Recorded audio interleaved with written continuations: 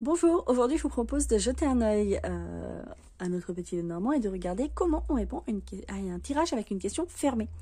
Alors ça, je vous en ai parlé un petit peu, il me semble, quand je vous ai expliqué ma méthode générale.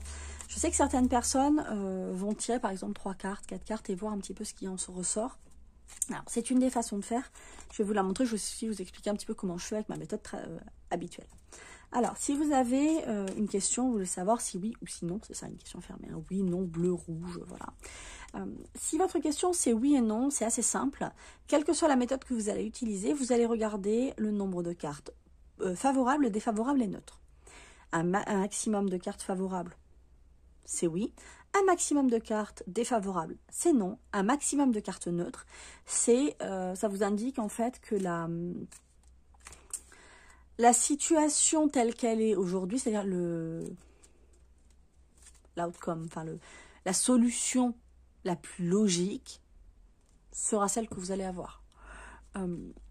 Voilà. Si vous me demandez est-ce que je vais gagner au loto, oui, non, on tombe sur du neutre. Statistiquement, les chances que vous gagnez au loto sont très faibles. La réponse sera donc, il y a peu de chances. C'est pas un non, c'est... il y a peu de chance. Voilà. Et ça s'interprète quand on a majoritairement des cartes neutres dans le cadre dans le contexte en fait du tirage et de la question. Donc ça, vous pouvez tirer par exemple 3-4 cartes comme ça et ça vous donne une idée. Alors, généralement, je vous conseille de tirer des cartes impaires, ça vous donnera comme ça tranche de façon plus simple. Après, pour être tout à fait honnête, ça m'est arrivé de tirer 9 cartes, d'avoir 3 positifs, 3 négatifs, 3 neutres. Hein. Voilà. Et si vous avez, je sais pas, pareil, 4 positifs, 4 négatifs et une neutre, comme vous avez 3 valeurs, en fait, 3 influences dans le Lenormand, ça peut ne pas régler le problème. Donc vous preniez, je veux dire, des cartes, enfin un nombre pair ou impair de cartes.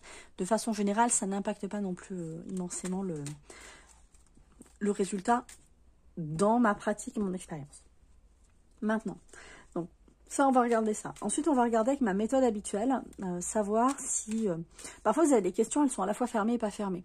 Autrement dit, si quelqu'un me dit « Ah, j'aimerais bien savoir si je vais avoir ce boulot », donc c'est oui ou non, avoir un peu plus d'informations dessus, en fait. Qu'est-ce qui se passe avec le boulot pour lequel, par exemple, j'ai postulé. Et donc là, en utilisant ma méthode habituelle, vous pouvez avoir à la fois la réponse en oui ou non, mais également savoir si ça va se faire ou pas et dans quelles conditions, avoir un peu plus d'informations. On va faire un premier test. Je veux savoir si je vais gagner au loto avec une méthode très très simple. Donc là, vous mélangez comme vous le souhaitez. Moi, en l'espèce, là, je vais couper. Et ensuite, vous tirez 4 cartes. Je vais prendre les 4 qui sont sur le dessus. 1, 2, 3, 4.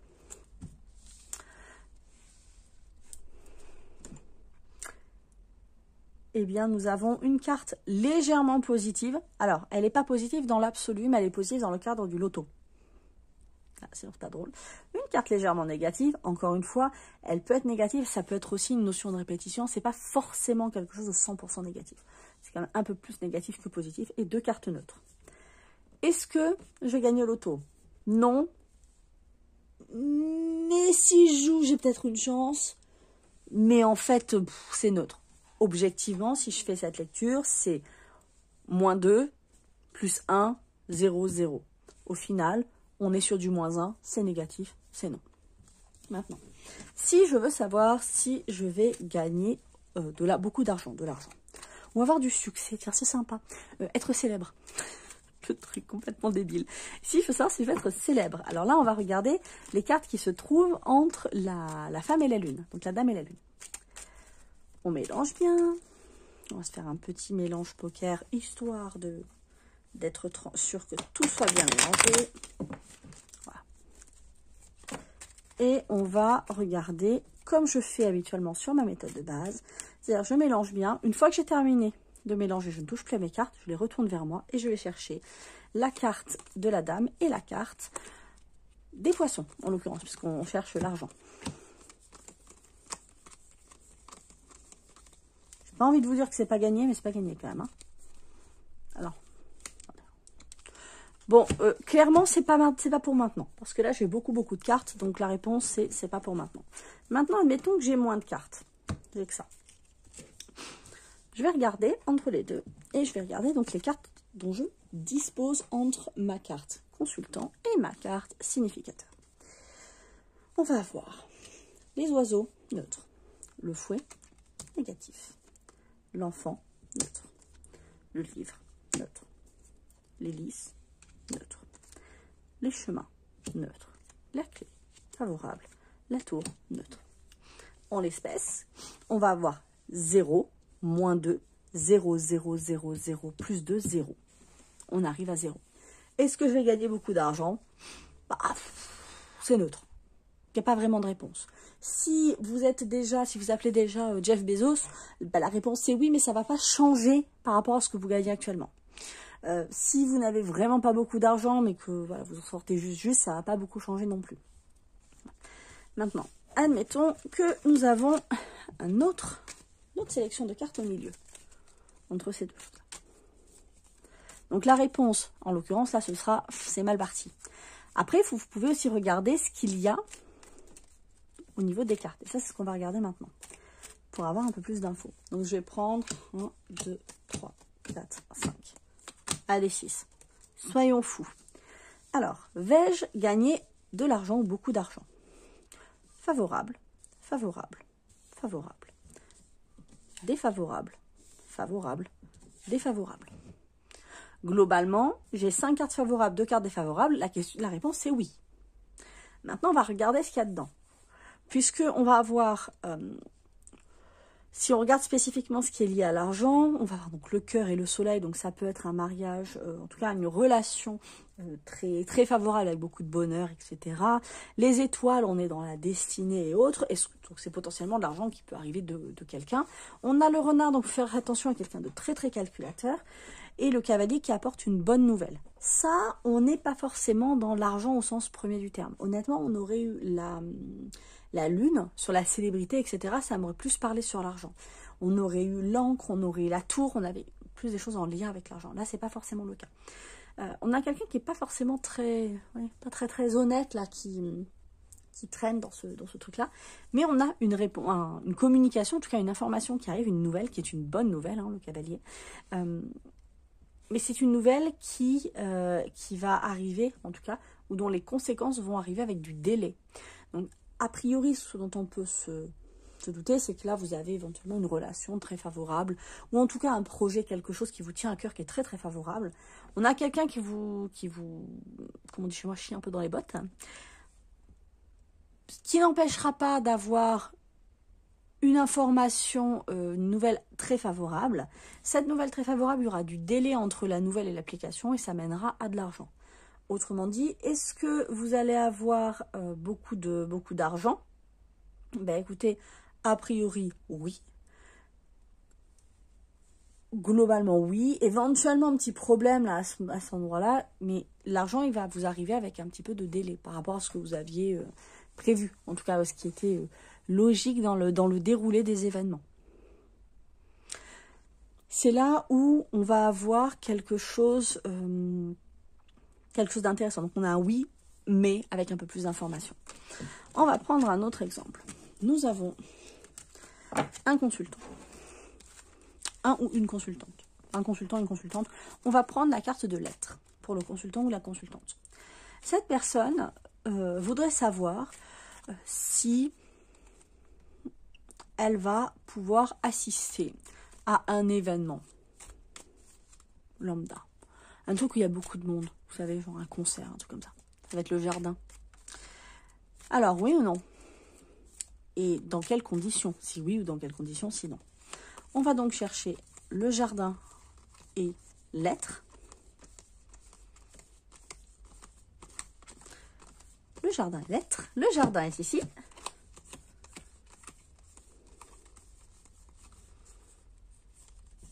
Et lettres est là. Alors, on a le jardin et lettres. Oui ou non? Ça va être assez simple. L'ours, je sais que je suis biaisée sur ça, mais dans ma pratique, pour moi, l'ours, c'est légèrement positif. C'est un neutre plus, si vous voulez.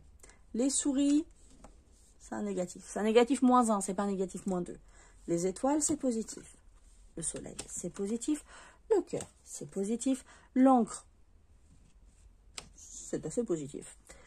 En l'espèce, positif ou neutre, ça dépend du contexte. Là, il y a une forme de régularité, etc. L'arbre est neutre, l'anneau est neutre, les nuages sont négatifs. Et bien évidemment, on va le mettre un petit peu plus neutre, l'encre. Parce qu'on n'est pas dans le cadre du travail. Donc plutôt neutre. Donc là, très négatif. Le chien est très positif. Le cavalier est positif. Le trèfle, c'est un +3. Le trèfle, hein, c'est tout bénef. Et celui-ci est neutre. Donc si on regarde bien, on va donc avoir... On va même pas regarder l'ours. On va juste regarder vraiment ceux qui sont de façon flagrante positive. 1, 2, 3, 4, 5, 6. Sachant que le trèfle est toujours très très positif. Contre un petit 1,5 si vous voulez, ou un petit moins 3, quoi, si on les met bout à bout. Donc on a clairement quelque chose de très positif. Est-ce que la personne va aller à ce concert? Oui. Après, on peut regarder en détail, et là on va voir qu'il y a une... Donc la personne potentiellement va aller à ce concert. On a l'impact de quelqu'un qui est au-dessus d'elle. Donc il y a une personne de pouvoir, ça peut être une personne de pouvoir au sens un employeur, votre N+1, ça peut être un parent. Souvent, c'est la maman, etc., etc. Donc, on va avoir une personne de pouvoir qui va entraîner des petites pertes. Autrement dit, si cette personne, je ne sais pas, chez un consultant qui s'attendait à ce que, je sais pas, sa maman lui offre les places ou qui habite encore chez ses parents, etc., ça va coincer à ce niveau-là. Ceci étant dit, ou peut-être une impression de coincer d'ailleurs, puisqu'on a quelque chose qui est écrit, les étoiles, donc à un moment donné, c'est écrit, ça va arriver, on a un grand bonheur, on a quelque chose en lien avec l'amour, donc ça peut être tout simplement un cadeau, par exemple, d'anniversaire. Ça ferait sens puisque le soleil c'est l'année, c'est aussi la révolution solaire, donc l'anniversaire. Ça ferait totalement sens que la personne, peut-être que la personne, on va lui dire, écoute, non, désolé, c'est pas possible. Et en fait, si, c'est juste une surprise. Ici, on va avoir quelque chose de, une fois que ça s'est passé, donc a priori les places ont été acquises, on a quelque chose de vraiment d'ancré. Donc on a quelque chose de régulier. Il y a une régularité, une stabilité, le boulot. Et une régularité, une stabilité dans le domaine de la santé. Donc si la personne a une santé pas forcément très top, là on va avoir quelque chose d'assez stable. Ensuite, au niveau de la santé, on va avoir une notion de contrat, de partenariat. Ça peut être tout simplement d'avoir trouvé le bon médoc, le bon médecin, etc. C'est travailler main dans la main. On a ensuite les nuages, donc on va avoir un délai. C'est-à-dire que ça va peut-être prendre un petit peu de temps à se faire, ou peut-être plutôt un petit peu de temps à ce niveau-là. Là, on a le chien, donc c'est un ami avec une réponse, une bonne nouvelle. Je ne sais plus qui était dans quel ordre, mais c'est pas très grave. Une bonne nouvelle, un énorme coup de chance, et ensuite on continue. Alors, ce que ça peut vouloir dire, je le résume très très vite, avec autant de cartes, d'habitude je l'interpréterai pas forcément, parce que ça veut dire que c'est un peu trop loin, que c'est trop... Enfin, ça fait trop. Parce qu'on peut, en fait, on peut avoir des petites... comment dire, ça va pas forcément être super précis, on va avoir des petites imperfections, des imprécisions qui vont s'ajouter aux imprécisions, etc. Mais là, en l'occurrence, on peut dire, écoutez, si vous aviez prévu que un de vos parents, par exemple, vous offre les billets, a priori, ce sera non, dans un premier temps, mais on va quand même avoir une bonne nouvelle à un moment donné, vous n'êtes pas obligé de lui dire que ça va quand même être le cadeau, vous voyez. Ensuite, on a quelque chose qui se stabilise, notamment au niveau de votre santé. Si ça va pas forcément bien, ça va prendre du temps. Hein. Il va y avoir des délais, vous allez avoir un petit peu de la flippette, mais c'est pas grave, ça va se stabiliser, ça va le faire. Vous allez très certainement aller, donc si c'est un concert au concert avec un ami, si c'est un ami, ce sera certainement un ami masculin puisqu'on a le monsieur ici. Voilà, et cette personne va arriver avec une extrêmement bonne nouvelle. Je sais pas, la personne en question connaît le chanteur du groupe et vous allez aller en backstage. Tout ça, ça dépend bien évidemment du contexte dans lequel on évolue dans le tirage et du contexte de la question. Voilà. Donc voilà pour le oui-non. Ça peut être très très simple, ça peut être pas du tout. Vous pouvez creuser un petit peu plus. Moi généralement, quand on me donne, c'est très souvent ce qu'on vous demande des questions fermées. Est-ce que tu penses que je vais avoir le boulot pour lequel j'ai postulé? Tu penses que machin, y a moyen que quelque chose se passe entre nous? Voilà, mais tu penses que je vais avoir ma prime? À ton avis, voilà. C'est souvent ça les questions que me posent mes proches. Et je me retrouve toujours à devoir déterminer si oui ou si non. Parce que la première chose à savoir, c'est oui ou non et dans quel contexte. Donc si on a majoritairement des cartes négatives, clairement tu peux leur dire, je suis désolée mais non, c'est mort. Je peux t'expliquer pourquoi c'est mort, mais c'est mort.